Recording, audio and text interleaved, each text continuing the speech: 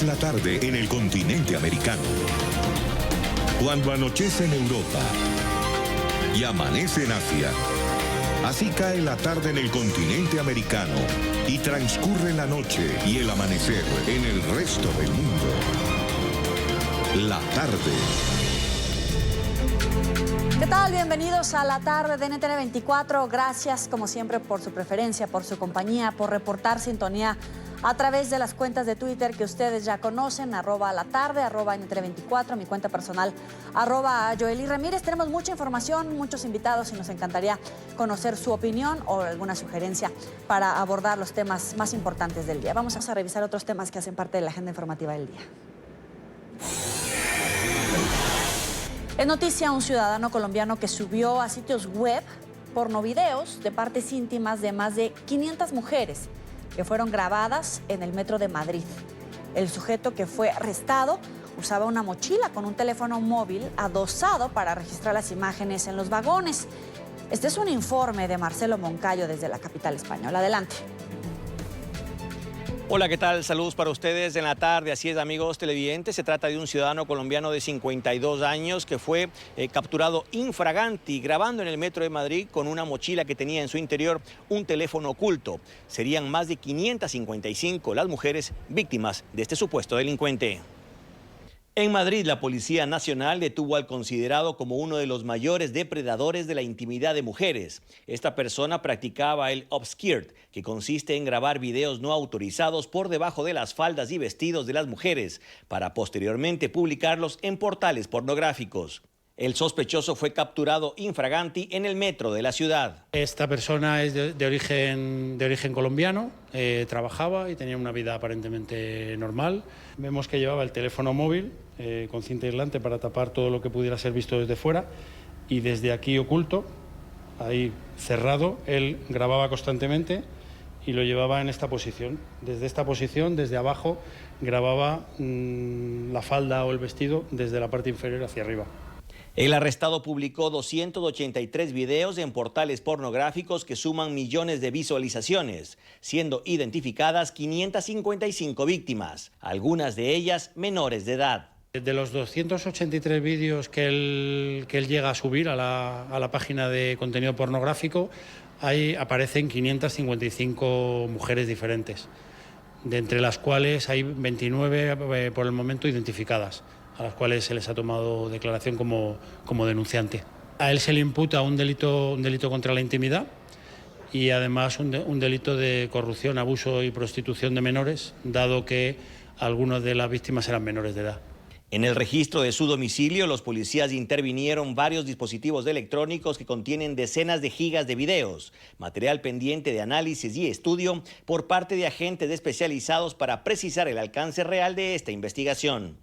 Televidentes de la tarde, y en estos momentos las investigaciones continúan abiertas principalmente para determinar si existen o no más víctimas de este supuesto delincuente. Este es el informe para la tarde. Marcelo Moncayo, NTN 24, Madrid. Es noticia el nuevo e inesperado giro para resolver la crisis de los migrantes del Open Arms. Después de 19 días de bloqueo, las personas que aún seguían a bordo del barco español pudieron pisar esta madrugada a tierra firme en la isla italiana de Lampedusa. Horas antes, un fiscal de Sicilia, tras realizar una inspección del buque, ordenó su incautación y el desembarco inmediato de los náufragos. El Open Arms entró lentamente en el puerto de Lampedusa cerca de la medianoche, escoltado por 2 patrulleras de la Guardia Costera italiana.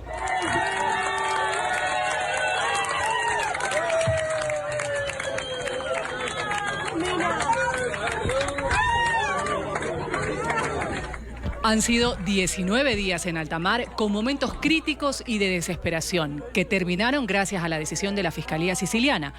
El barco atracó en el puerto de Lampedusa y los migrantes fueron recibidos entre aplausos y al canto de la canción popular italiana Bella Ciao.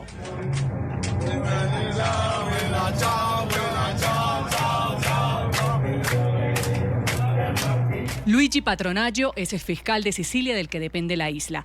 Él fue el que tomó la decisión después de visitar la nave española en compañía de varios médicos para verificar el estado de los tripulantes. Y la situación que reinaba en el barco fue descrita como desesperada. El barco de la ONG catalana esperó a la deriva un puerto desde el pasado 1 de agosto, cuando hizo el primer rescate en el Mediterráneo, y llevaba desde el 14 de agosto en aguas italianas, luego de que la justicia italiana cancelara la prohibición firmada por el ministro del Interior, Matteo Salvini, contra la organización humanitaria. Un buque de la Marina Militar Española tenía previsto acompañar a los náufragos al puerto de Palma de Mallorca. España había ofrecido los puertos de Algeciras y de Islas Baleares, pero la ONG rechazó estas ofertas alegando que no había tiempo para navegar largas distancias, ya que la situación en el interior del barco era crítica. Recién desembarcados, los 83 inmigrantes fueron visitados por 4 médicos clínicos, un dermatólogo y un ginecólogo, que no encontraron problemas de salud en ninguno de ellos. Después fueron trasladados en autobuses al centro de acogida, donde pasaron la noche. Ahora esperan conocer su futuro tras confirmarse que 5 países de la Unión Europea, entre ellos España, se los van a repartir. Lo previsto es que sean trasladados en los próximos días a Sicilia para esperar ahí que se resuelva la distribución entre España, Francia, Alemania, Luxemburgo y Portugal, los 5 países que han ofrecido recibirlos. Es noticia el Tribunal Supremo de Victoria en Australia, que ratificó la condena a 6 años de cárcel por pederastia impuesta al cardenal George Pell. El religioso, ex número 3 del Vaticano, es el máximo jerarca de la Iglesia condenado por agresiones sexuales a menores. Los abogados de Pell tienen 28 días para apelar ante el Tribunal Superior de Justicia de Australia. La Santa Sede ha aclarado que se mantiene la prohibición a Pell de contactar con menores y de ejercer las funciones de sacerdote. A medida que el proceso continúa desarrollándose, la Santa Sede recuerda que el cardenal siempre ha mantenido su inocencia durante todo el proceso judicial y que tiene derecho de apelar ante el Tribunal Superior. En este momento, junto con la Iglesia en Australia, la Santa Sede confirma su cercanía con las víctimas de abuso sexual y su compromiso de perseguir, a través de las autoridades eclesiásticas competentes, a aquellos miembros del clero que cometan tales abusos. Noticia, un tribunal de Honduras que declaró a la ex primera dama Rosa Elena Bonilla, esposa del exmandatario Porfirio Lobo, culpable de 8 delitos de fraude y 3 de apropiación indebida. La sentencia se dará a conocer el próximo 27 de agosto e implicaría una pena de al menos 58 años de cárcel. Bonilla, quien fue detenida en febrero de 2018, se convirtió así en la ex primera dama de Honduras en recibir una sentencia condenatoria. Bonilla argumentó persecución política. Y en República Dominicana fue desmantelada una gigantesca red de narcotráfico vinculada a 2 exbeisbolistas de las Grandes Ligas. Se trata de Octavio Dotel, quien fue arrestado este martes en las horas de la mañana, y Luis Castillo, citado por el Ministerio Público. De acuerdo con las autoridades de la isla, la estructura operaba en el Caribe y Estados Unidos. Además de los exdeportistas, otras 16 personas también fueron señaladas de participar de los hechos delictivos. Agentes de la DEA y el FBI también participaron del operativo. Es noticia la confirmación de Estados Unidos y del régimen de Venezuela de los acercamientos para un diálogo que en principio habría sido secreto. Donald Trump y Nicolás Maduro aseguraron que sí se dieron estas conversaciones. Confirmo que desde hace meses hay contactos de altos funcionarios del gobierno de Estados Unidos de Donald Trump y del gobierno bolivariano que yo presido bajo mi autorización expresa. Estamos en contacto, nosotros estamos hablando con varios representantes de Venezuela. Estamos ayudando a Venezuela lo más que podemos y estamos ayudando mucho. Estamos hablando con representantes en diferentes niveles de Venezuela. Un día después de que Donald Trump y Nicolás Maduro confirmaran que hay contactos entre Estados Unidos y Venezuela, John Bolton, asesor de Seguridad Nacional de la Casa Blanca, confirmó que se discutió la salida de Maduro con funcionarios chavistas a espaldas del que llamó dictador. Como el presidente Trump ha declarado en repetidas ocasiones, para poner fin al robo de los recursos del pueblo venezolano y la continua represión, Maduro debe irse. Los únicos puntos discutidos por aquellos que se han acercado a espaldas de Maduro son su partida y elecciones libres y justas. El canciller de Rusia, Sergei Lavrov, reafirmó la solidaridad de Moscú con el régimen de Venezuela al recibir a la vicepresidenta madurista. Por segunda vez en este año, Delcy Rodríguez adelanta una visita oficial a territorio ruso. Según Rodríguez, las sanciones de Estados Unidos han creado nuevas oportunidades para la cooperación entre Moscú y Caracas. Siempre hemos sido y seremos fieles a estos principios y siempre estaremos unidos con ustedes. Defenderemos el derecho de cada pueblo de elegir independientemente el camino de su desarrollo y oponerse estrictamente a cualquier método ilegal de chantaje y presión. Estamos contra el intervencionismo y las medidas unilaterales ilícitas e ilegítimas. Rusia ha sacado la espada de todos los pueblos que luchamos por la independencia, por la libertad y por la soberanía, y da la batalla mundial por la libertad. Nos acompaña Fernando Kutz, ex asesor principal de Seguridad Nacional en América Latina, tanto para el presidente Barack Obama como para Donald Trump. Gracias por estar con nosotros. Bienvenido a la tarde de NTN 24. Muchas gracias por tener. He estado leyendo algunos reportes de prensa en los que usted ha hablado de los diferentes encuentros que ha sostenido Estados Unidos con Diosdado Cabello. Quisiera saber si usted nos podría confirmar que hubo un encuentro el día de ayer entre Estados Unidos y el madurismo, Diosdado Cabello, en territorio venezolano. Sí, bueno, no trabajo más para el gobierno de los Estados Unidos, entonces no tengo información de 100% certeza, pero lo que estoy oyendo de ex colegas y otros que trabajan ahí adentro es que las reuniones entre el gobierno, específicamente entre los representantes de la Casa Blanca y Diosdado Cabello, tienen acontecido y que la reunión más reciente era para acontecer ayer, pero yo no tengo certeza que la reunión aconteció. Después de la noticia salir, después de no ser más un secreto que estaba teniendo estos encuentros, no sé si continuaron aconteciendo o si no pudieron más. Pero usted nos podría complementar con la información que usted tiene con acceso a sus fuentes, si ha habido este encuentro el día de ayer o en estos días, un tercer encuentro entre Estados Unidos con Diosdado Cabello, o el más reciente encuentro después de los alcanzados primero en Caracas y después en Washington.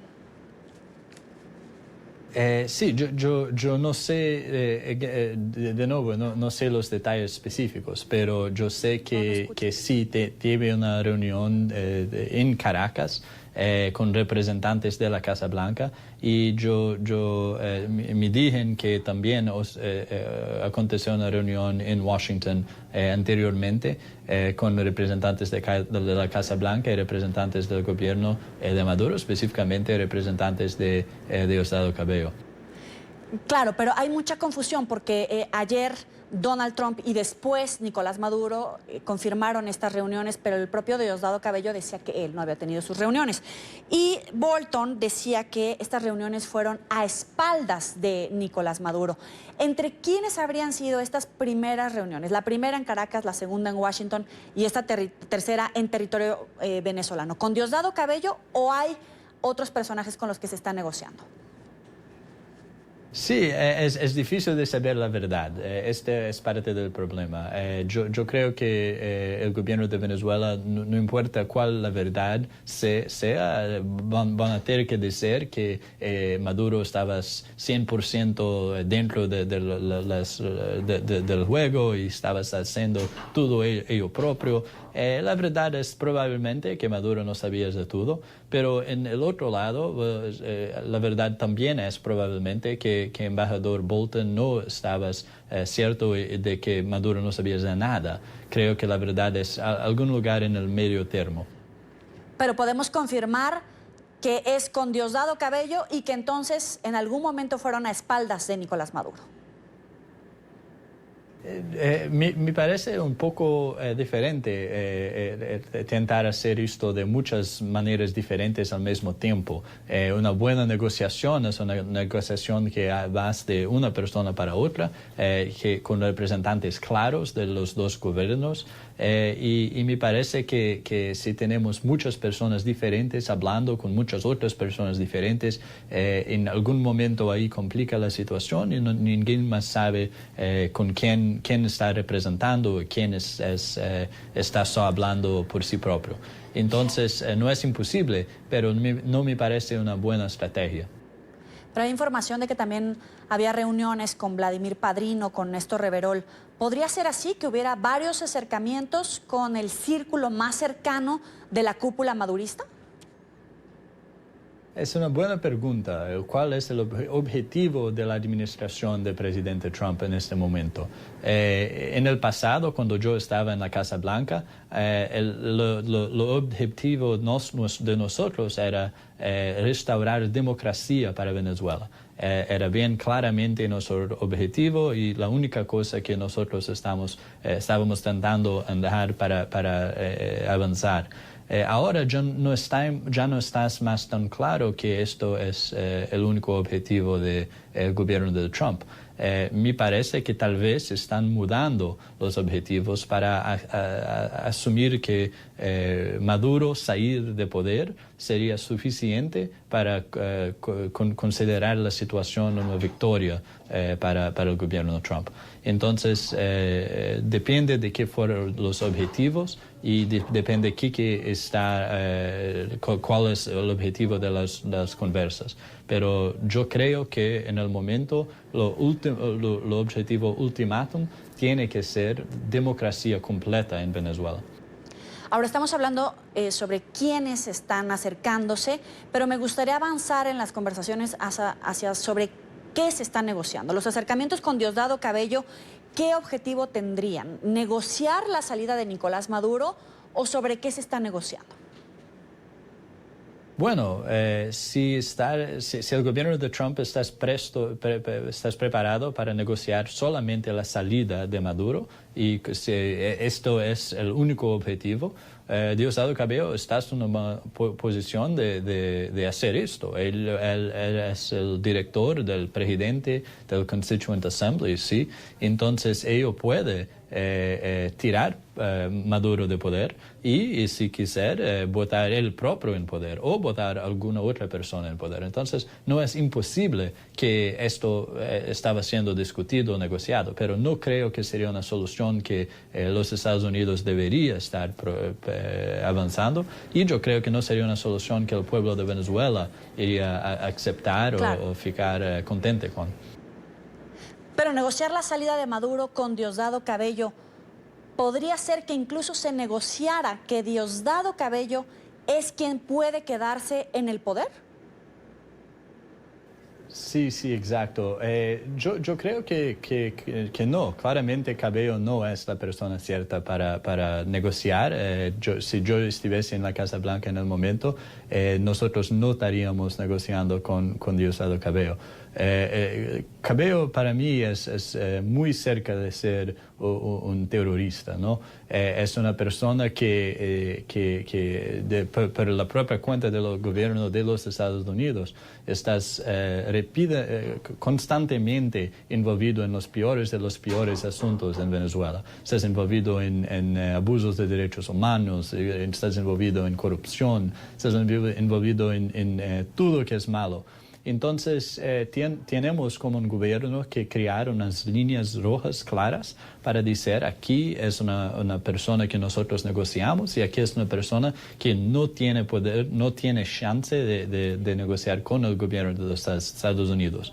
Y si nosotros tenemos un policy de no negociar con terroristas, yo para mí no negociaría con Cabello. Claro, pero incluso Estados Unidos tiene información de que Cabello no solamente está enterado de los negocios del narcotráfico, sino que será una pieza clave como líder de cárteles del narcotráfico, de guerrilla, de operaciones terroristas en territorio venezolano. En ese contexto, Cabello es la persona óptima para reemplazar a Maduro en Venezuela en términos de democracia después de estas negociaciones encabezadas por Trump. Yo creo que no y yo espero que no. Yo creo que la solución para el pueblo de Venezuela es una de democracia, es una de nuevas personas que no tienen sangre en sus manos. Son personas que están listas a trabajar para el pueblo de Venezuela, no para sí propios. Y Diosdado Cabello no es nada de estas cosas. Si el pueblo de Venezuela tuviera democracia nuevamente y ellos decidieren andar para frente con un líder o otro líder, es la decisión de ellos. Pero no es para el gobierno de los Estados Unidos a decir para ellos quién este líder es, muy menos siendo un líder que en Diosdado Cabello con tantos problemas y tantos sangre en sus manos. Pero sería un error de la administración Trump si Diosdado Cabello es la persona con un historial vinculado a actividades terroristas, según su percepción, con la que la delegación de Trump debería estar negociando esta decisión de democracia, de gobernabilidad en Venezuela. Bueno, es una cuestión difícil, es una cuestión que estamos intentando a resolver a más de 2 años y no ainda llegamos a una solución clara, que es parte del grande problema. Yo creo que el presidente Trump está ficando frustrado más y más con la situación. Cuando yo estaba en la Casa Blanca en 2017 y 2018, mis conversas con el presidente eran de la importancia de Venezuela. Y yo creo que el presidente Trump entiende la importancia de Venezuela y quiere ver una resolución positiva en Venezuela lo más rápido posible. Pero con el team actual, con el team de embajador Bolton en la Casa Blanca, las ideas que están siendo presentadas por el presidente Trump son más y más agresivas, son ideas que llevan a actividades más fuertes, a statements más fuertes del gobierno americano y esto a veces funciona, a veces no funciona. Y en los últimos meses lo que estamos viendo es una situación en la cual no está funcionando. En enero intentamos reconocer Guaidó como presidente de Venezuela, pero no le llevó a Maduro salir. En febrero intentamos llevar ayuda humanitaria para Venezuela, pero no llevó a Maduro salir. Y de nuevo, el 30 de abril intentamos con reconocimiento de las actividades militares para tomar poder y más una vez no llevó a Maduro salir. Entonces ahora estamos viendo al presidente Trump ficando frustrado y queriendo una solución para esa crisis más rápido posible. Cuando usted tenía un margen de decisión, hablaba de que el objetivo era restaurar la democracia en Venezuela.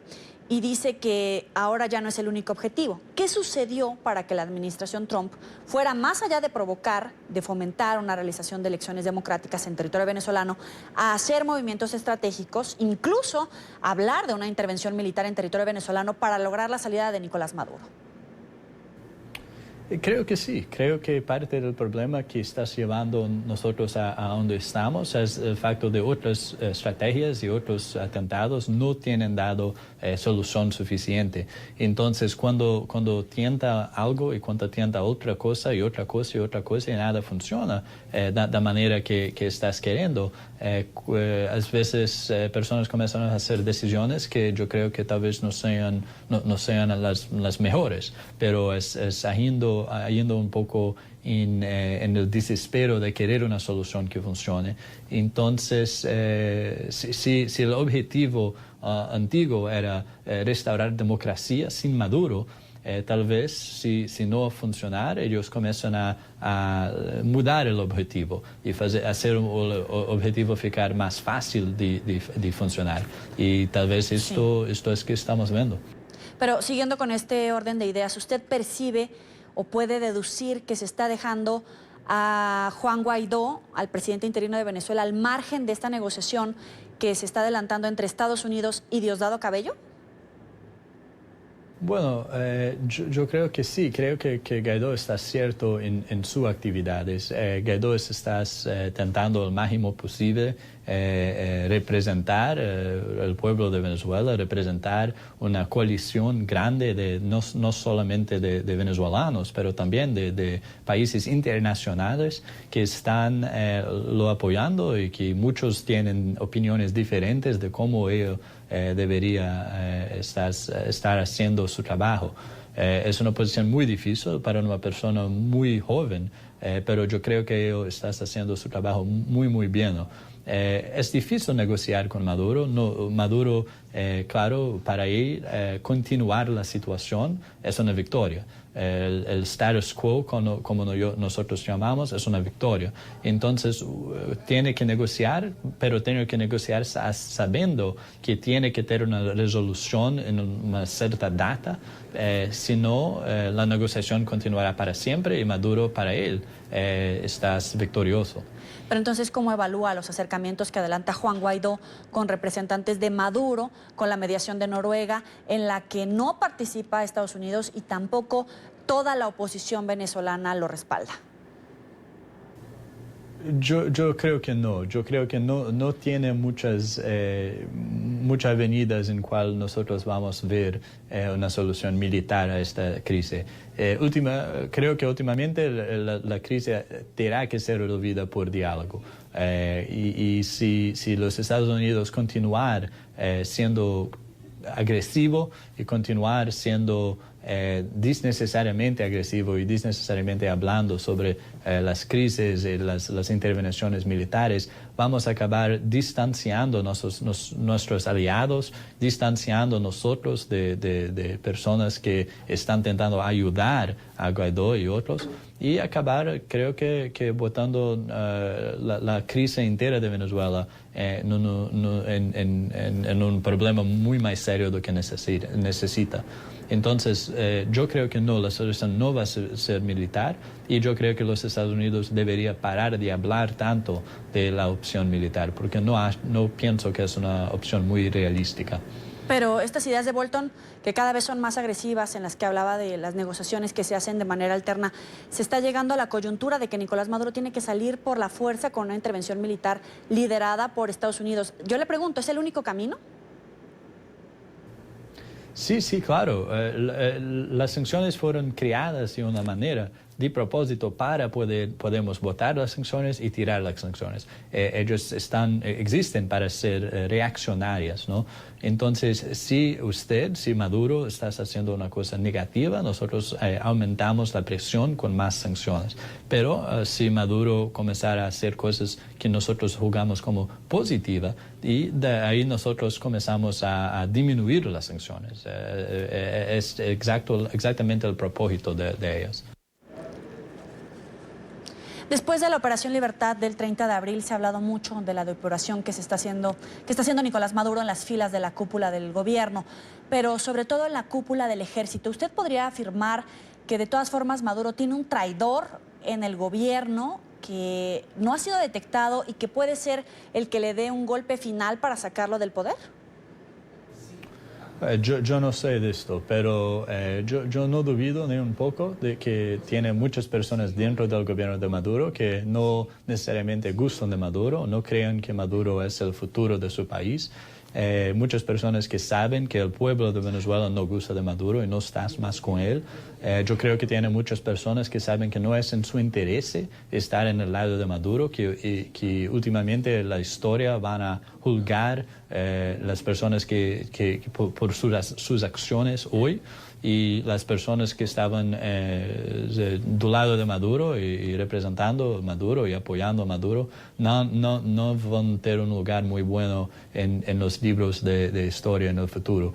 Entonces yo creo que tiene muchos problemas para Maduro del lado de dentro de su administración. Creo que tiene muchos problemas para él con personas que quieren ver Maduro salir.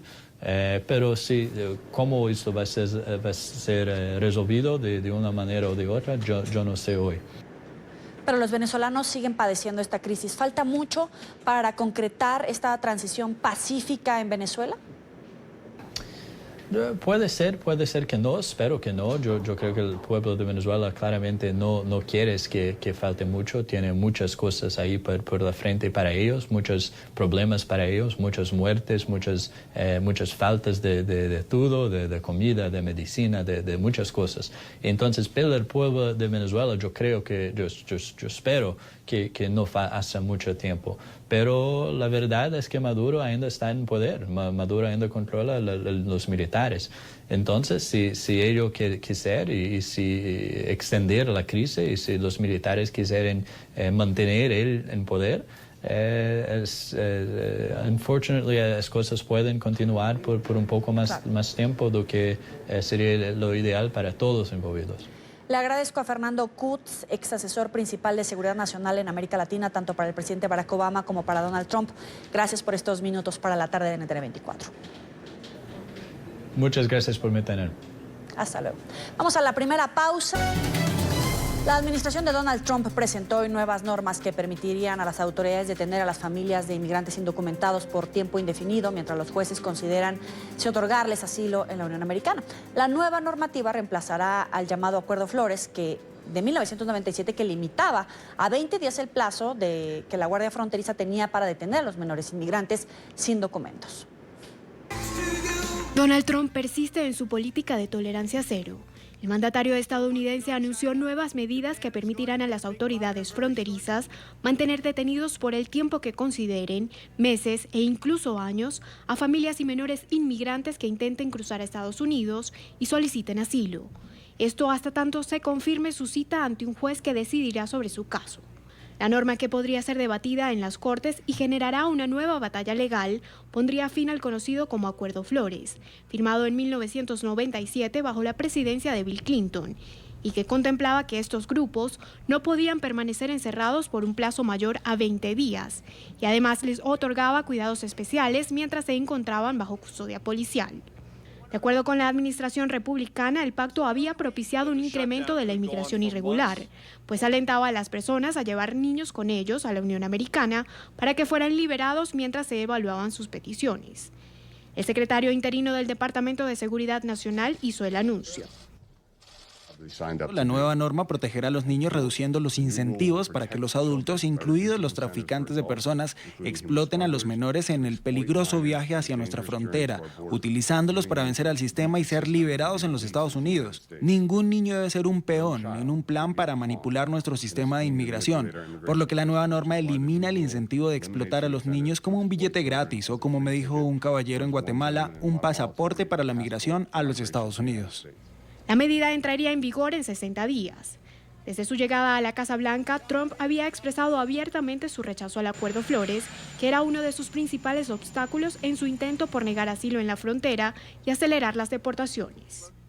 El mandatario lo calificó como un vacío legal, indicando que los migrantes abusaban de esta protección para tratar de ingresar forzadamente al país utilizando a menores. Trump además le ha solicitado en varias ocasiones al Congreso que elimine estos beneficios, pero en ambas cámaras, tanto demócratas como republicanos, han desestimado los pedidos.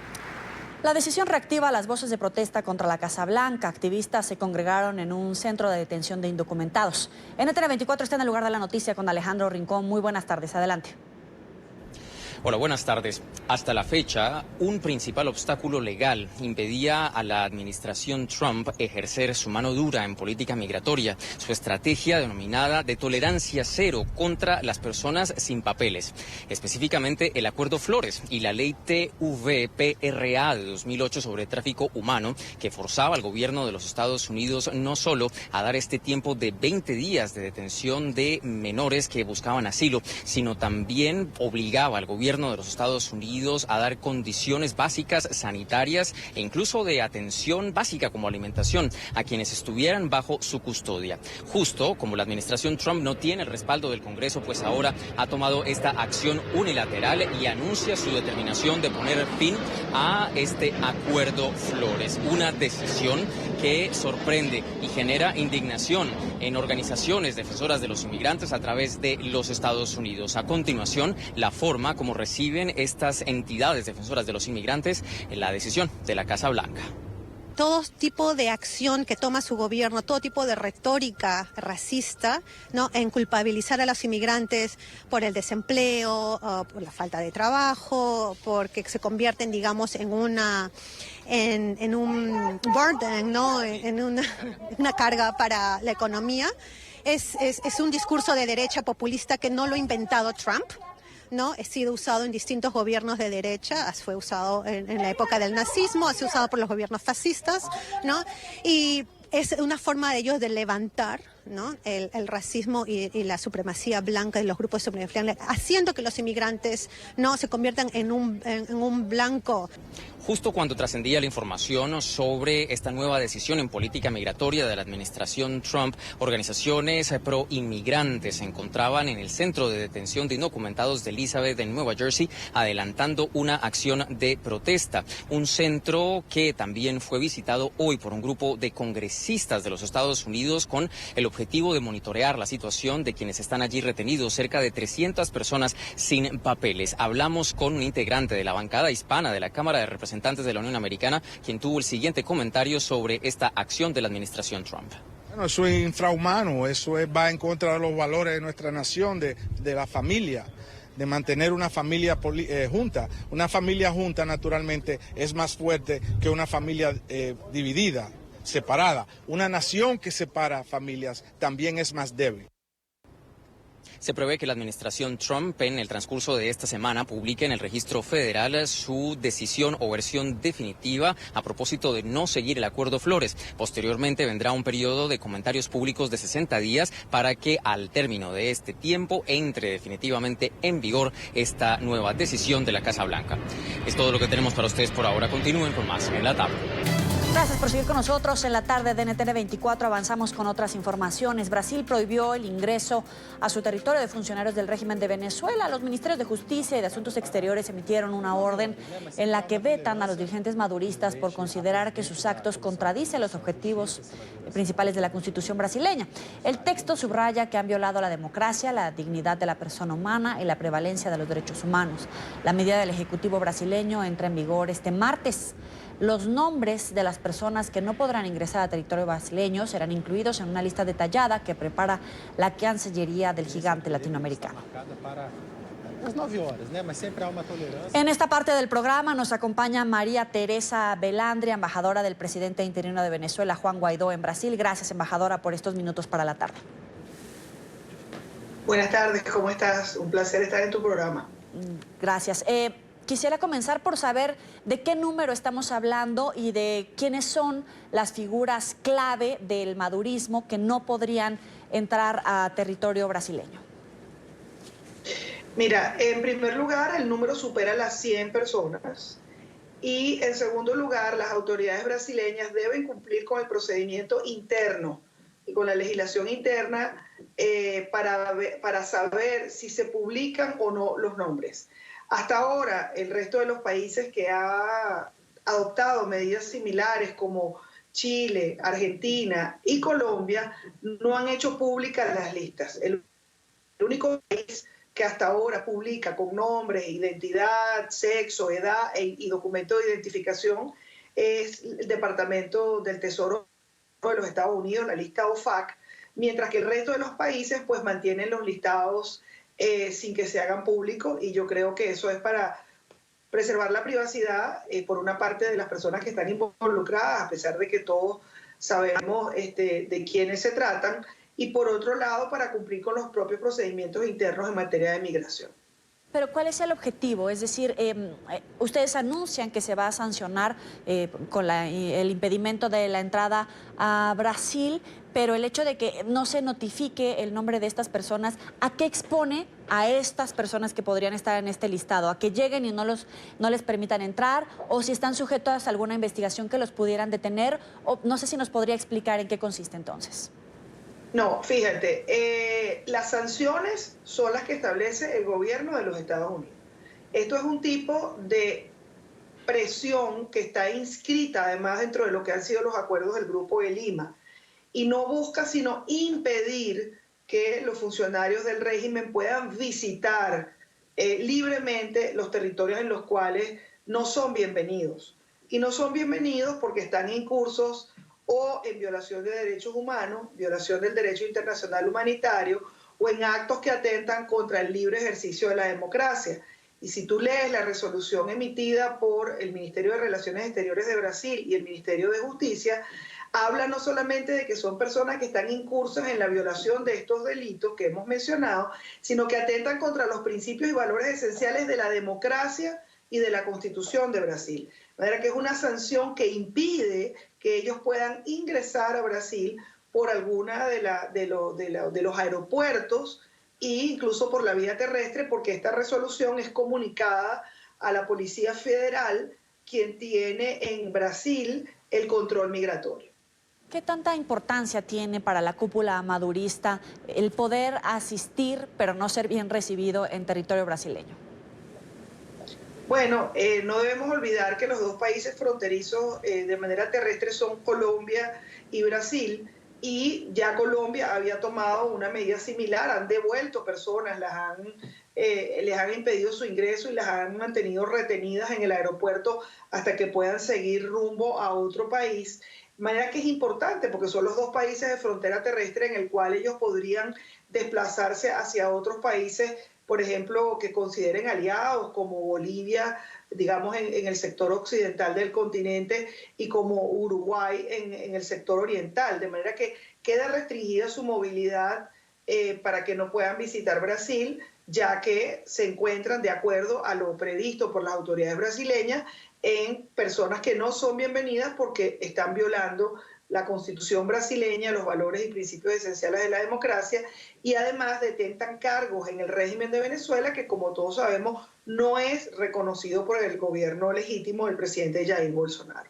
¿En algún momento este trabajo en equipo que hace el presidente interino de Venezuela, Juan Guaidó, con, en este caso, el gobierno de Brasil, podría extenderse o llegar a realizar investigaciones o bloqueos de cuentas de esta cúpula madurista, cuentas bancarias, de propiedades, etcétera?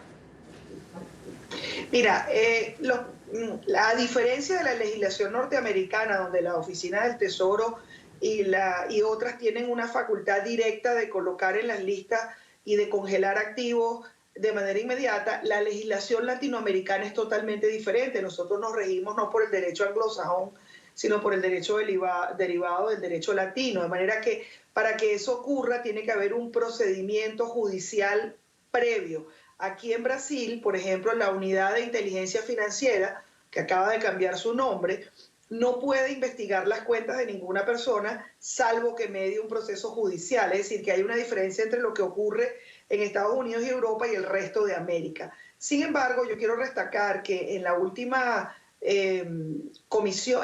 reunión del Grupo de Lima celebrada en Buenos Aires, en uno de sus acuerdos dice que se va a crear una oficina que se va a dedicar a investigar tanto los activos que las personas del régimen tienen en la región como sus cuentas, es decir, como una unidad de inteligencia financiera y económica que va entonces a suministrarle al resto de los países de la región dónde se encuentran estos activos y qué podría hacer cada país de acuerdo a su propia legislación interna con el dinero que se consiga de las cuentas. Porque ya lo que es sector público sabemos que está... se están haciendo la protección de los activos. Aquí en Brasil no había sino una sola compañía que quedaba incluso en el sur de Brasil, que no tenía ningún tipo de operación comercial, es decir, no hay activos que proteger en este sentido, pero sí se sospecha de funcionarios del régimen que durante los 8 años del gobierno de Lula y de los años que duró el gobierno de Dilma Rousseff pueden haber adquirido propiedades, pueden tener cuentas bancarias en Brasil, pero ya te digo, para que opere un procedimiento sancionatorio o de congelamiento de cuentas y activos, tiene que previamente realizarse un procedimiento de orden judicial y de eso se va a encargar entonces esta unidad que se va a crear luego de que se decidiera así en el Grupo de Lima. Embajadora, ¿usted tiene información sobre los pasos diplomáticos que podría estar adelantando el gobierno del presidente Juan Guaidó en territorio mexicano? Porque el presidente Andrés Manuel López Obrador le da la bienvenida al embajador designado por Nicolás Maduro e incluso en Argentina, Alberto Fernández adelanta que podrían tomar esta misma postura que ya está tomando en este momento el gobierno mexicano. En esos casos, ¿qué pasos diplomáticos está iniciando o piensa dar el gobierno de Juan Guaidó? Bueno, mira, el presidente interino de Venezuela tiene la legalidad y la legitimidad que le da la Constitución, no así el designado por el régimen para que fuera el representante de Nicolás Maduro en México, habida cuenta de que ni siquiera pasó por el proceso de aprobación que obliga a la Constitución de Venezuela. El artículo 187, numeral 14, obliga a que cualquier designación de un representante de Venezuela en el exterior tenga que ser aprobado por la Asamblea Nacional. No es el caso del designado por Nicolás Maduro en México, pero cada país en uso de su soberanía pues tiene la facultad de decir con quién se relaciona, y el gobierno de México pues ha decidido mantener una relación con el gobierno ilegítimo de Nicolás Maduro, y el gobierno de Argentina, que todavía está vigente, hay que esperar el resultado de la elección, pues pues podría acompañar esa postura, pero hay que esperar que llegue el mes de octubre y que se decidan, los argentinos sean lo que decidan, cuál es el gobierno que desean tener para el próximo periodo presidencial. Le agradezco mucho su tiempo a María Teresa Velandre, embajadora del presidente interino de Venezuela, Juan Guaidó, en Brasil, por estos minutos para la tarde. Embajadora de Venezuela, porque Guaidó no es un país, es la embajadora del gobierno de Venezuela. Me gustaría recalcar eso. Gracias. Muy buena tarde. Y el presidente interino de Venezuela, Juan Guaidó, aseguró que tenía conocimiento de las negociaciones entre el régimen de Maduro y representantes de Estados Unidos. Señaló que todo aquel que pueda ayudar a cambiar la situación con la finalidad de que haya elecciones puede ser recibido. Además, aseguró que la confusión entre las declaraciones, los líderes del régimen demuestran el temor y la batalla interna ante una posible traición. Luis Alejandro Laya tiene toda la información desde Caracas. Muy buena tarde. Hola, buenas tardes. El presidente encargado de Venezuela, Juan Guaidó, aseguró tener conocimiento desde hace algunas semanas de estas conversaciones que se daban entre representantes de Estados Unidos y también líderes del régimen de Nicolás Maduro. Ha asegurado que lo que se busca con esto es una salida a la situación que pase por unas elecciones. Ha indicado que todas las conversaciones se han dado en torno a la salida de Nicolás Maduro. No les puedo decir detalle, porque evidentemente hemos visto cómo torturan hasta la muerte a un capitán de fragata, cómo los persiguen. Pero hoy pareciera claro que, por supuesto, que hemos mantenido conversaciones con miembros de las Fuerzas Armadas, con miembros del alto régimen. Las conversaciones entre Estados Unidos y líderes del régimen de Nicolás Maduro son para sacarlo del poder y que pueda ponerse fin a la crisis que vive el país a través de unas elecciones. Así lo aseguró Juan Guaidó, quien dijo estar al tanto de estos acercamientos. Hoy, el embajador Bolton dice, bueno, claro que han habido altas reuniones, pero no con la gente de Maduro, lo contrario, para salir de Maduro. Esto lo que evidencia claramente es que hemos venido haciendo el trabajo, es que hemos venido alineando los factores internacionales. Además, ante las discrepancias en las declaraciones de Diosdado Cabello y Nicolás Maduro sobre el tema, el primero negando los contactos y el segundo asegurando que los autorizó, señaló que es parte de la disputa interna por tener el control. Hablan, como diríamos coloquialmente en Venezuela, para atrás y para adelante, se contradicen en horas, además de participación. Lo que no podemos perder nosotros entonces es la alineación en este momento. El usurpador está tan desesperado y tan torpe que tuvo que salir del paso a lo que decían del conductor del programa de Chisme de los miércoles para hacerse ver él, que era el que estaba en el proceso, y horas después lo desmienten y lo hacen caer en ridículo. Indicó que están preparados para dar garantías necesarias a quienes quieran ayudar a generar una transición, siempre que no sea violador de derechos humanos. Es que se pueden generar garantías para todos los sectores que se pongan del lado de la Constitución. Y a pesar de que no nos gusten mucho de los nombres, bueno, ahí está el caso de Christopher Figueres, lo decíamos el día de ayer.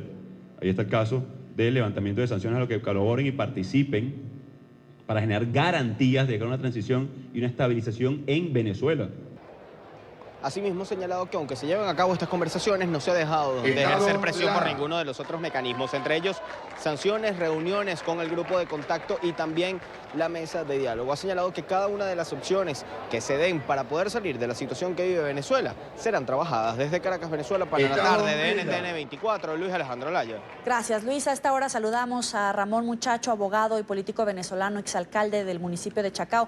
Gracias por estar con nosotros. Bienvenido. Gracias, Joely, un placer. Semejante enredo el que tienen en este momento en las versiones tanto oficiales como las filtradas. ¿Cuál sería la versión más certera desde su punto de vista? Joely, yo voy a tomarme la licencia de en 30 segundos recordar dar un poco de contexto, porque por tantas cosas que han pasado en las últimas horas y tantas declaraciones, rumores, noticias y semiverdades, la gente puede estar confundida. No olvidemos que Nicolás Maduro sigue estando al frente de un narcorrégimen que está atornillado al poder en Venezuela y que probablemente solo mediante el uso de la fuerza podría ser desalojado de allí. No tiene ninguna intención de entregar el poder y está tratando de ganar tiempo, de reducir sanciones y ese tipo de cosas. Es decir, ese es el escenario base, ese es el telón de fondo de esta discusión que nunca podemos olvidar. Ahora, sabiendo eso, en los últimos días hemos estado bombardeados con una serie de informaciones. Primero, una agencia noticiosa filtró que había conversaciones entre la administración Trump y altos funcionarios del régimen, no Maduro, sino funcionarios del régimen, incluyendo Diosdado Cabello. Luego Diosdado Cabello dio una declaración que ayudó más a la confusión. Ayer, finalmente, el presidente Trump reconoce que hay contactos de alto nivel con el gobierno de Maduro. Maduro reconoce que hay esos contactos. Y bueno, en eso estamos. ¿Qué es lo que es verdad aquí? Mira, aquí lo que es verdad es que los Estados Unidos, como la mayor parte de la comunidad internacional, quieren salir de Maduro y que vuelva la democracia a Venezuela. Y están haciendo grandes esfuerzos en esa dirección. Y como enviar tropas o usar la fuerza militar es tan difícil y tan costoso, se están agotando todas las demás medidas. Presiones diplomáticas, presiones económicas y, por supuesto, toda esta negociación, todo este llamar a altos funcionarios para pedirles que se le volteen a Maduro, ofrecerles libertad, villas, castillos, inmunidad, con tal de que puedan dar al traste con un régimen que está diezmando a los venezolanos. Es normal que haya mensajes, es normal que haya llamadas, es normal que haya reuniones. Si logramos una solución por esa vía, va a ser menos costosa, menos dolorosa que una acción militar que además ni siquiera se ve en el horizonte cercano. Pero vamos por partes. Este acercamiento, en efecto, sería con Diosdado Cabello, solamente con Diosdado Cabello, o también hay un acercamiento con Vladimir Padrino y, en todo caso, alguno de estos es a espaldas de Nicolás Maduro. Joely, es importante tener en cuenta que esas cosas no son excluyentes entre sí, más bien son complementarias.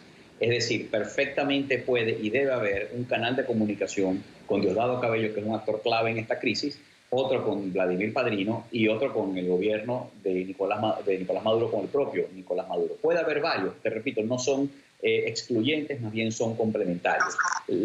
Washington, la administración Trump, es la única que probablemente tiene la visión completa de qué está hablando en tiempo real con los distintos actores dentro del régimen de Maduro, dentro de la oposición que lidera Juan Guaidó, pero también en la comunidad internacional. Solamente creo en este momento en Washington, la sala situacional que maneja la crisis venezolana es la que sabe a ciencia cierta lo que se está hablando con todos esos actores claves, lo que se está hablando en la mesa de negociación de Oslo y Barbados, lo que se está hablando en Naciones Unidas, en la OEA y en todos los planos y en todos los espacios en donde se está discutiendo el presente y el futuro de Venezuela. Claro, ahora en Barbados se hablaban de diferentes puntos en la negociación. Uno de ellos, realizar una convocatoria a elecciones presidenciales. El debate era si con o sin Maduro en el poder, con una persona que sustituyera a Maduro en el poder, pero que fuera de su grupo, es decir, un Diosdado Cabello, o si necesariamente toda la cúpula madurista, chavista, tendría que estar fuera del poder, fuera de esta negociación y ya en ese escenario proceder a elecciones presidenciales. Bueno, Joely, tú estás apuntando, poniendo el dedo en la llaga, como decimos en Venezuela. Ese parece ser el nudo gordiano del asunto. Hay informaciones, han trascendido informaciones según las cuales el régimen de Maduro planteó en la primera reunión en Oslo la posibilidad de ir a elecciones. Es decir, ellos habrían aceptado ir a unas elecciones presidenciales. El problema está en los detalles, el cómo, el cuándo, el de qué manera. Lo que Nicolás Maduro está buscando es ir a unas elecciones bajo ciertas condiciones y en las que él sea presidente candidato. Por otra parte, el presidente Guaidó, al igual que el gobierno de los Estados Unidos han dicho, hay que primero lograr el cese de la usurpación y eso implica la salida de Nicolás Maduro del poder. Pero además han dicho, no puede haber unas elecciones democráticas en Venezuela con Maduro gobernando. Y es difícil imaginar un escenario en el que Maduro deja de gobernar, cesa la usurpación, pero entonces Nicolás Maduro es candidato presidencial del chavismo, porque entre otras cosas, Nicolás Maduro es uno de los peores candidatos que podría tener el chavismo y que probablemente podría haber en cualquier elección en la historia de la humanidad y de la democracia universal. De manera que el problema central parece ser eso. Todo el mundo está de acuerdo en que hay que ir a un proceso electoral. Nicolás Maduro quiere ser presidente candidato y que esas elecciones sean bajo sus condiciones, pero además que a cambio de acceder a ir a esas elecciones se logre desmontar las sanciones impuestas por Estados Unidos o al menos flexibilizarlas, cosas que en este momento yo veo muy difícil. No imagino a la administración Trump flexibilizando las sanciones impuestas al régimen de Maduro con Maduro en el poder o con Maduro presidente candidato. Simplemente no lo veo, no creo que ocurra, y menos un ambiente preelectoral como el que ya hay en los Estados Unidos. Ahora, esas negociaciones en Barbados nos dejan con la idea de que Juan Guaidó evidentemente conocía de estas peticiones que hacía el madurismo, pero el hecho de que en este momento las partes confirman que el gobierno de Donald Trump adelanta pláticas con Diosdado Cabello, ¿en qué posición deja a Juan Guaidó? ¿Lo deja al margen, excluido? Es decir, ¿se va a arreglar Trump con Diosdado Cabello a pesar de que Juan Guaidó y los opositores al régimen madurista no estén de acuerdo? ¿O en qué posición queda? Yo creo que estas actuaciones duras del régimen, del gobierno, de la administración, perdón, de Donald Trump, de ninguna manera afectan a Juan Guaidó y más bien le dan mucha fuerza. Si algo tenemos claro, si algo está fuera de ninguna duda, es que la administración Trump es la principal aliada del gobierno interino de Juan Guaidó. Juan Guaidó, la administración Trump y buena parte de la comunidad internacional, el mundo democrático, están aliados en una causa que es volver a la democracia en Venezuela, cesar la crisis humanitaria. Nada de lo que está haciendo la administración Trump, incluso si tuviera que tener conversaciones públicas o privadas con Diosdado Cabello, con Padrino López o con quien fuera, afecta a Juan Guaidó. Por el contrario, yo creo que le da mucha fuerza. Juan Guaidó es el actor clave en este momento, reconocido por la comunidad internacional, y todos los esfuerzos que están haciendo es precisamente para que él pueda ejercer plenamente las facultades como presidente interino hasta que vayamos a unas elecciones democráticas y podamos elegir los venezolanos un nuevo presidente. ¿Y hace bien Trump en negociar con Diosdado Cabello, que lo ha señalado como un líder criminal, un líder del narcotráfico, con actividades vinculadas a guerrillas, a lo que incluso algunos señalan como actos de terrorismo? Oye, qué buena pregunta, Joely. A los venezolanos, debo decirte, siento que nos da pánico pensar que personajes como Diosdado Cabello, como Tarek El Aissami, además de Nicolás Maduro, puedan estar en negociaciones que lleven a acuerdos que les garanticen a ellos algún tipo de impunidad o supervivencia. Eso es algo que nos genera repugnancia, desesperanza, rabia. Sin embargo, también debo decir que salvo que el presidente de los Estados Unidos o el presidente de Colombia, Brasil o algunos entes internacionales estén dispuestos a enviar tropas, militares, soldados a Venezuela, salvo que estén dispuestos a eso, entonces ellos y nosotros tenemos que estar dispuestos a muchas otras cosas que no nos gustan, como por ejemplo sentarnos a conversar con el enemigo y tratar de buscar una solución a la crisis venezolana que produzca menos muertos. Ahora, así como te digo esto, te digo, yo soy muy escéptico en el sentido de que creo que no existe posibilidad alguna de que mediante una negociación o un diálogo el régimen de Nicolás Maduro, con Diosdado Cabello incluido, lleguen a un acuerdo que facilite la salida de ellos del poder a través de unas elecciones o cualquier otro mecanismo. Yo creo que las posibilidades de que eso ocurra son prácticamente inexistentes. Ahora, entiendo que se hagan los esfuerzos y entiendo que la comunidad internacional empuje en esa dirección porque, repito, nosotros no podemos, los venezolanos, resolver el problema y la comunidad internacional no parece dispuesta a enviar tropas. Entonces, tenemos que estar abiertos a explorar todos estos caminos y todas estas vías, aunque no nos gusten en algunos casos. Y dentro de esa exploración, ¿podría llegarse al momento en el que Estados Unidos levanta las sanciones, como está pidiendo el madurismo en Barbados? Porque una condición era sobre quién podría representar las elecciones si se realizaban elecciones, y otra, una petición, una jugada política clave, el levantamiento de las sanciones contra el régimen madurista. ¿Podría explorarse esa posibilidad y llegarse a algún acuerdo? Mira, Joely, en política nada es imposible, pero yo creo que es más fácil, es más probable, es más posible. Por ejemplo, que el presidente de los Estados Unidos envíe buques de guerra al mar Caribe o haga un bloqueo marítimo como el que se asomó en estos días, cosa que no estoy viendo venir. No estoy diciendo que es inminente que eso ocurra, pero creo que sería más probable que ocurra eso a que ocurra un levantamiento de las sanciones. Te repito, no olvidemos que estamos en un ambiente preelectoral. El tema de Venezuela es un tema sensible en ciertos electorados, en ciertos estados importantes y claves como Estados Unidos, como Florida, como Texas.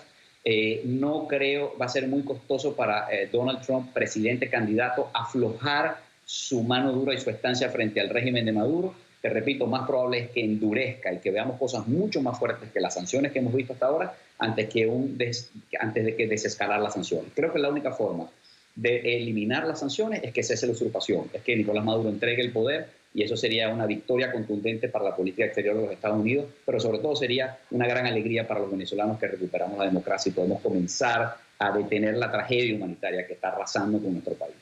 En todo caso, en este momento, con estas negociaciones, con estos diálogos, con tantos frentes abiertos en contra de Maduro, ¿podemos hablar de un debilitamiento del madurismo o, por el contrario, como dicen sus detractores, están ganando tiempo?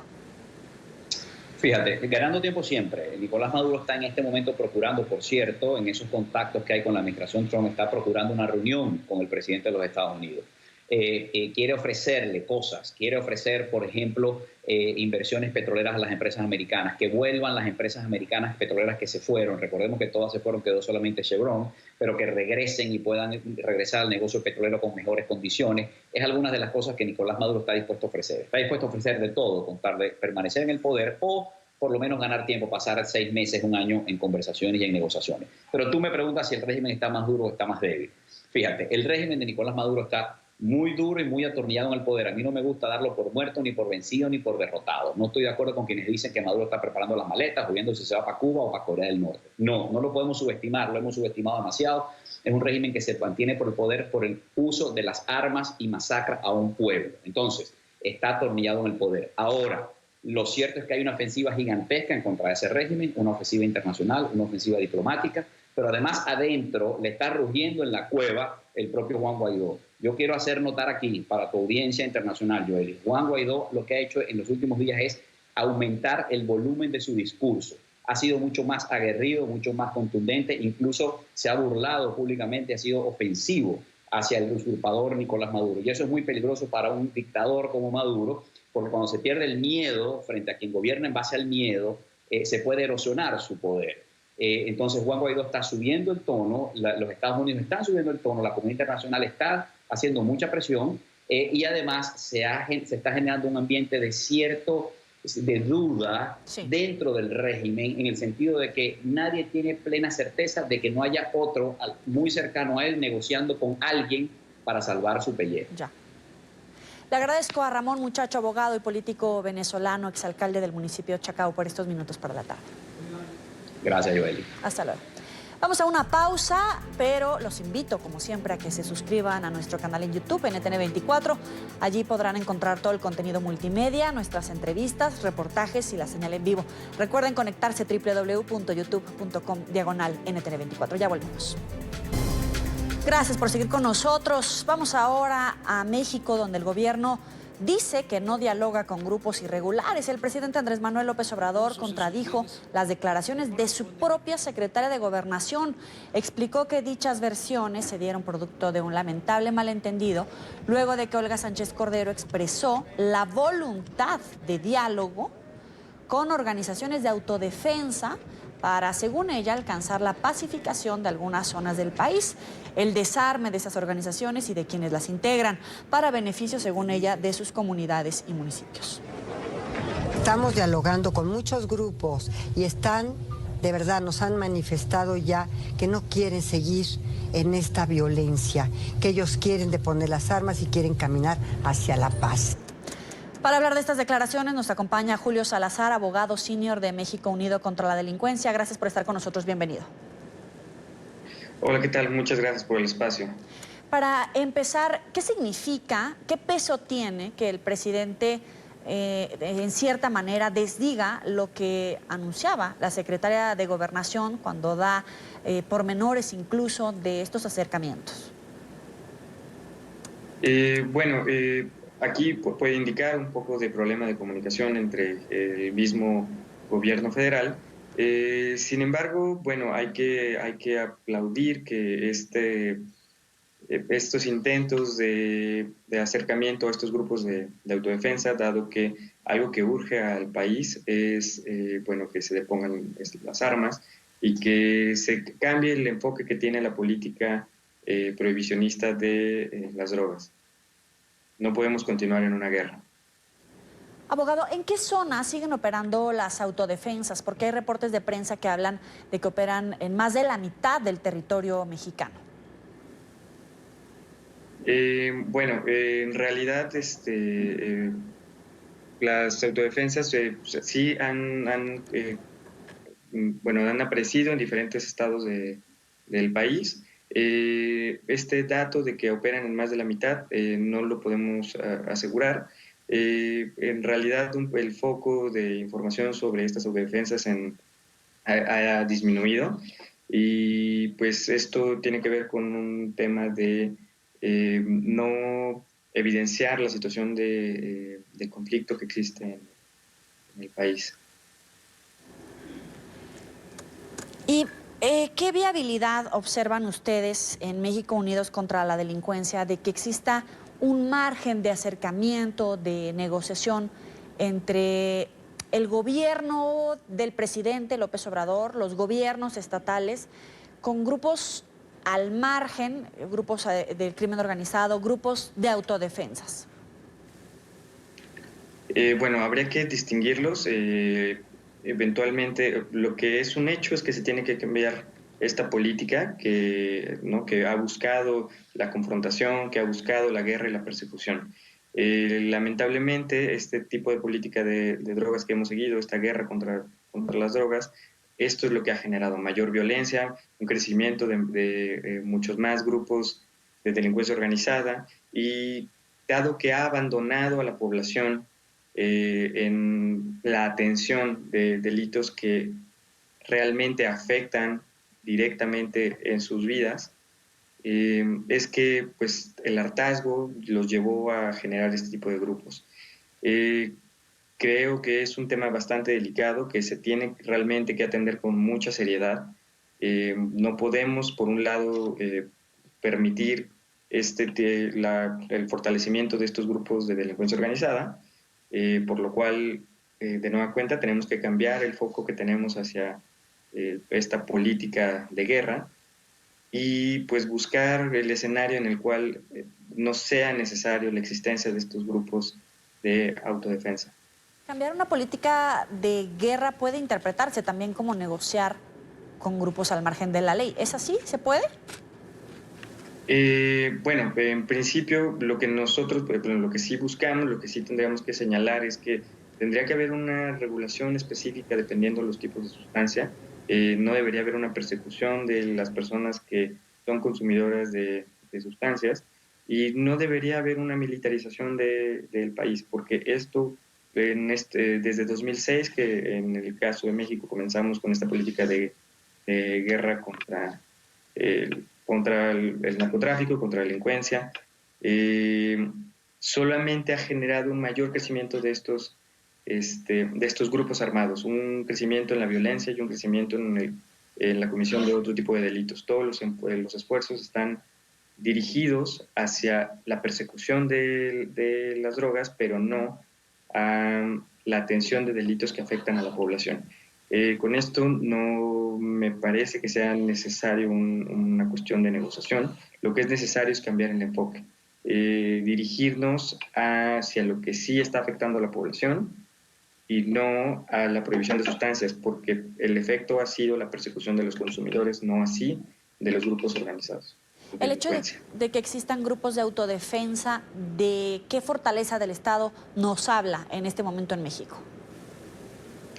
Disculpe, ¿podrías repetirme la pregunta? Claro, el hecho de que existan grupos de autodefensa nos hace pensar que no existe un Estado fuerte en esa zona, un gobierno que se haga valer y por eso tienen que nacer estos grupos. Pues estos grupos nacen del hartazgo de la población por la creciente fuerza que han obtenido los grupos de delincuencia organizada. Pues los esfuerzos que han tenido tanto el gobierno de Felipe Calderón, Enrique Peña Nieto y bueno, en este momento nuestro presidente, han ido dirigidos solamente a una política de confrontamiento, la cual no ha tenido los resultados necesarios. Si seguimos con esta misma política, vamos a seguir empeorando. En este sentido, más allá de una cuestión de debilitamiento del Estado, podríamos hablar de una mala política una mala política de drogas. Le agradezco a Julio Salazar, abogado senior de México Unido contra la Delincuencia, por estos minutos para la tarde. Vale, te agradezco el espacio. Hasta luego. Antes de ir a la pausa, Donald Trump suspendió su viaje oficial a Dinamarca. El presidente argumentó que la primera ministra danesa no está dispuesta a debatir sobre si le vende o no Groenlandia a Estados Unidos. La visita de Trump a Copenhague estaba programada para el 2 y 3 de septiembre. El anuncio se conoce después de que la semana pasada el republicano mostrara su interés en adquirir el territorio autónomo perteneciente al Reino de Dinamarca, la isla más grande del mundo, enclavada entre los océanos Atlántico y Ártico, mayormente cubierta de hielo y con 56,000 habitantes, es rica en recursos naturales y posee un importante valor estratégico para la Unión Americana. Dinamarca es un país muy especial, con gente increíble, pero basándome en los comentarios de la primera ministra, que no tendría ningún interés en discutir la compra de Groenlandia, aplazaré nuestra reunión programada para dentro de 2 semanas. La primera ministra pudo ahorrar una gran cantidad de gastos y esfuerzos para los Estados Unidos, así como para Dinamarca, al ser directa. Le doy gracias por eso y espero poder reprogramar en algún momento nuestra cita en el futuro. Y la primera ministra de Dinamarca aseguró estar sorprendida tras la decisión de Donald Trump de postergar la visita a Copenhague. Con tristeza y sorpresa recibí la noticia de que el presidente de los Estados Unidos ha cancelado su visita de Estado a Dinamarca los días 2 y 3 de septiembre. Había estado esperando con ansias la visita, nuestros preparativos estaban bien encaminados. Era una oportunidad, creo, para celebrar la estrecha relación de Dinamarca con Estados Unidos. Me gustaría subrayar que nuestra invitación a una cooperación más estrecha en los asuntos del Ártico sigue en pie. Sin embargo, se ha planteado un debate sobre una posible venta de Groenlandia, que ha sido claramente rechazada por el primer ministro de Groenlandia, una posición que comparto, por supuesto. Y de nuevo, esta tarde el presidente Donald Trump reaccionó a las declaraciones de la primera ministra de Dinamarca. Aseguró que sus palabras fueron absurdas, inapropiadas y desagradables.